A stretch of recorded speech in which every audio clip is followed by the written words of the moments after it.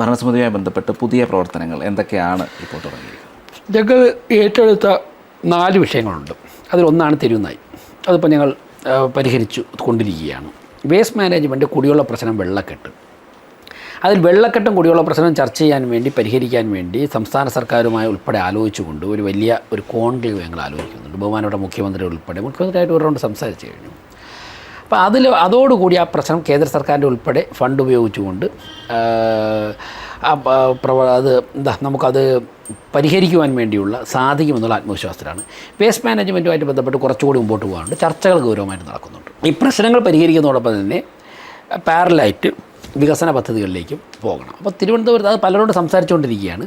തിരുവനന്തപുരത്തിൻ്റെ അനന്തമായ സാധ്യതകൾ പ്രയോജനപ്പെടുത്തുവാനുള്ള എല്ലാ തരത്തിലുള്ള ചർച്ചകളും, ഇപ്പോൾ IT സെക്ടർ എങ്ങനെ വിജയിപ്പിക്കാം, ടൂറിസം, പത്മനാഭസ്വാമി ക്ഷേത്രത്തിൻ്റെ ടൂറിസവുമായി ബന്ധപ്പെട്ട് കെൽട്രോണുമായ ഒരു പ്രോജക്റ്റ് ഞങ്ങൾ സംസാരിച്ചുകൊണ്ടിരിക്കുകയാണ്.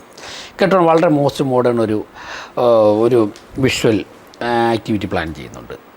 അപ്പോൾ അതുമായി ഞങ്ങൾ സംസാരിച്ചുകൊണ്ടിരിക്കുകയാണ്. അപ്പോൾ അങ്ങനെയുള്ള കാര്യങ്ങൾ, നഗരത്തിൽ പരമാവധി ടോയ്ലറ്റുകൾ നിർമ്മിക്കുക, ഇങ്ങനെയുള്ള കാര്യങ്ങൾ, ഈ കാര്യങ്ങളിലൊക്കെ ആയിട്ട് ബന്ധപ്പെട്ട് മുമ്പോട്ട് പോകുന്നുണ്ട്.